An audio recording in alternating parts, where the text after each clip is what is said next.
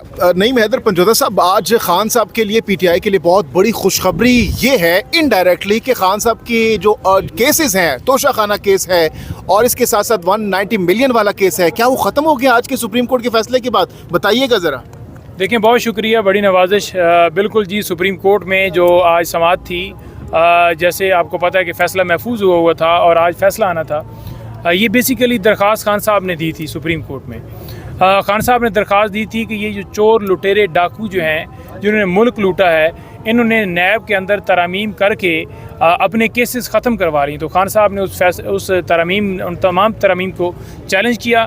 तो जब ये सुप्रीम कोर्ट में मामला आया तो खान साहब के हक़ में फ़ैसला आया। उसके बाद हुकूमत चली गई सुप्रीम कोर्ट में, इंट्रा कोर्ट अपील फ़ाइल कर दी। जब इंट्रा कोर्ट अपील के ऊपर फ़ैसला आना था तो वो फ़ैसला महफूज हो गया। 2.5 महीने तक ये फ़ैसला महफूज रहा।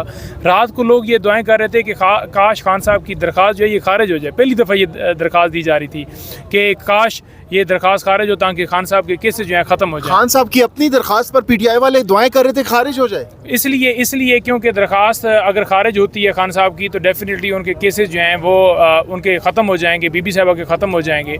लेकिन खान साहब का जो मौक़िफ़ था वो बड़ा क्लियर था। उन्होंने कहा कि मैं नहीं चाहता कि मेरे केसेस या मैं केसेस से भागूंगा, मैं केस अपने झूठे हैं जो भी बनाए गए मैं फेस करूंगा। लेकिन आज, आज जब खान साहब को इस फैसले के बारे में बताया गया, अभी आपसे मुलाकात हुई है खान साहब की, तो क्या रिएक्शन, क्या रद्द-ए-अमल था खान साहब का सुप्रीम कोर्ट के फैसले पर? हमने बताया कि आपकी दरख्वास्त थी, उससे जो है वो फैसला जब आना था तो ये लोगों का तासर था और लोग ये दुआएं कर रहे थे। तो खान साहब मुस्कुरा रहे थे और कह रहे थे कि देखें, कुर्बानी देनी पड़ती है, कुर्बानी से मुल्क बनते हैं, कुर्बानी से कौमें बनती हैं। उन्होंने कहा कि मैं इसलिए गया था कि ये माफिया जो है ये मुल्क के अंदर नाफज किया गया है, इससे हमारी जान जो है वो छूटी और इनके ऊपर जो केसेस बने हुए थे करप्शन लूट मार के, इनको क्लीन चिट ना दी जाए। तो खान साहब ने कहा कि मैं जो मेरा मौक़िफ़ था, मैं अपने मौक़िफ़ के ऊपर कायम रहा और मैं चाहता था कि जो है मैंने मुल्क को देखा, मैंने ये नहीं देखा कि मेरे केस को फ़ायदा हो। और खान साहब एंड तक यही उनकी रही कि ये दरख्वास्त खान साहब की खारिज ना हो। लेकिन खारिज हुई तो उसके बाद अब सूरत हाल ये है कि खान साहब और बीबी साहबा की हद तक अगर देखा जाए तो बीबी साहबा को फ़ौरन रिहा कर देना चाहिए था, जो कि अभी तक नहीं किया गया। और हम मुतालबा करते हैं कि उनको फिलफौर रिहा किया जाए। और दूसरे नंबर पर खान साहब की रिहाई इसलिए नहीं हो सकती थी क्योंकि खान साहब सिर्फ एक केस नहीं थे, खान साहब के ऊपर जो 9 मई के केसेस थे उनमें भी खान साहब की गिरफ्तारी डाली गई है। तो तोशा खाना केस की हद तक जो है वो बीबी साहबा को रिहा करना था। लेकिन जो वहाँ पर प्रोसिक्यूटर थे वो पेश हुए, उन्होंने कहा कि अभी हमारे पास फैसले की कॉपी नहीं आई, लिहाजा सोमवार तक मुलतवी की जाए ताकि हमारे तक कॉपी आ जाए, तो उसके बाद फिर इसको कर दीजिएगा। क्योंकि हमने यही कहा कि इनको रिहा किया जाए और खान साहब का भी केस बंद किया जाए। लेकिन वो उनकी सदा के ऊपर ये समाअत जो है मुलतवी हुई। नईम हैदर पंजोता साहब, आज के सुप्रीम कोर्ट ऑफ पाकिस्तान के फैसले के बाद अब खान साहब के ऊपर जो नैब के केसेस है उसमें क्या होगा, व्हाट नेक्स्ट?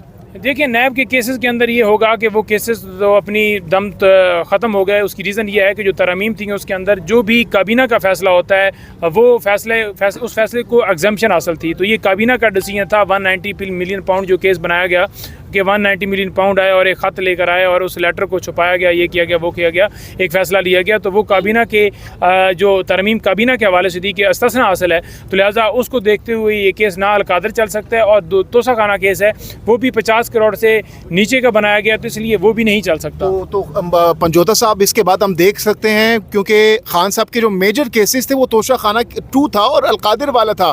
तो ये जब आप कह रहे हैं ख़त्म हो जाएंगे तो उसके बाद तो खान साहब की रिहाई में कोई ज़्यादा रुकावटें नहीं होंगी? देखें, बीबी साहबा की रिहाई में फ़िलहाल रुकावट नहीं है क्योंकि सिर्फ एक केस ही है। लेकिन खान साहब की हद तक 9 मई के केसेस हैं जिनमें हमने बेल्स फाइल की हैं। आज भी समाअत थी, जो समाअत 7 तारीख को मुलतवी हो गई और हम यही इस्तदा कर रहे हैं कि वो समाअतें करके उनकी बेल्स डिसाइड की जाएँ ताकि खान साहब की भी रिहाई हो सके। लेकिन अल्हम्दुलिल्लाह आज खान साहब का केस हार के भी जीत गए हैं, आपके सामने है।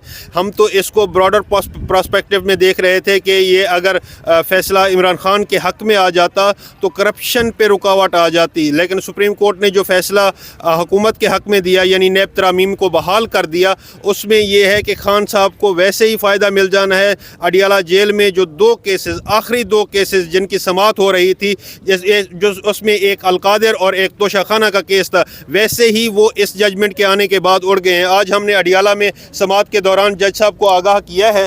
जज साहब ने फरमाया कि ठीक है, हम आपकी बात मान लेते हैं, अडियाला जेल के जो जज साहब जो समाअत सुन रहे थे, जो आर्गूमेंट सुन रहे थे हमारे, उन्होंने कहा है कि मेरे पास इस टाइम तक सुप्रीम कोर्ट ऑफ पाकिस्तान की तरफ से अटेस्टेड जजमेंट नहीं पहुंची, मेरे पास वो जजमेंट आ जाए तो उस जजमेंट के तनाजुर में उसको देख के मैं फ़ैसला कर दूंगा। वो उन्होंने सिर्फ जजमेंट देखनी है और वैसे ही अलकादर और तोशाखाना का केस उड़ जाना है। 8 सितंबर को हमने इस जलसे को कामयाब करना है और 9 सितंबर को इंशाअल्लाह हम सारे दोस्त जाके खान साहब को बाहर ले आएंगे।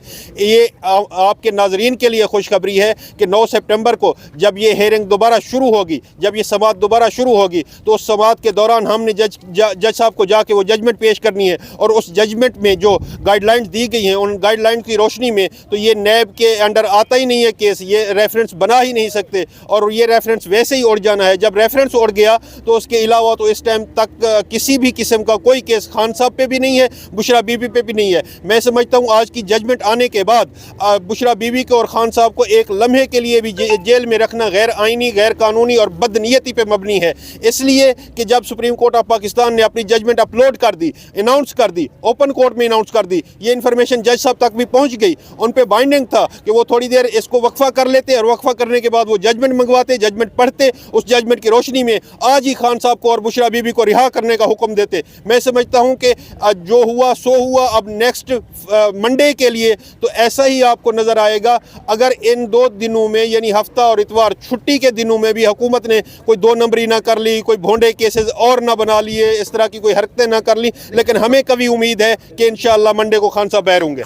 खान साहब पर तो अभी केसेस हैं, 9 मई के केसेस चल रहे हैं ना? नहीं, 9 मई के केसेस में भी सारे ऑलमोस्ट जितने भी थे उनमें ज़मानतें हो चुकी हैं। कोई एक आध अगर रहता भी होगा तो हम कल उसमें ज़मानत भी ले लेंगे। लेकिन ये है कि अगर मेन जो केस थे जिन पे ये तकिया कर रहे थे हुकूमती ओहदेदारान, जो मैं समझता हूँ कि इस टाइम पे सिर्फ़ और सिर्फ फिक्स्ड मैच खेलना चाह रहे थे अपने आकाओं के साथ मिल के, अब उनके आकाओं ने भी उनको वाज़े कर दिया है कि ऐसा फिक्स्ड मैच हम अब मज़ीद नहीं खेल सकते। हम अवाम पाकिस्तान के साथ हैं, हम पाकिस्तान तहरीक इंसाफ के वर्कर्स के साथ हैं, क्योंकि 95% अवाम वर्कर्स पाकिस्तान तहरीक इंसाफ के लोग इमरान खान के नज़रिए के साथ खड़े हैं, इमरान खान के साथ खड़े हैं। जब पाकिस्तान की अवाम एक लीडर के साथ खड़ी हो जाती है तो फ़र्ज़ हो जाता है इदारों पे, फ़र्ज़ हो जाता है लोगों पे, फ़र्ज़ हो जाता है मैं समझता हूँ अदालतों पे कि अल्लाह के बंदे आप अवामी राय को मुकद्दम जाने, आप अवामी राय के साथ चलें। इदारों को भी अवामी राय के मुताबिक फ़ैसले करने होते हैं, अदालतों को भी अवामी राय के मुताबिक फ़ैसले करने होते हैं। अगर वो अवामी राय से हट के फ़ैसले करेंगे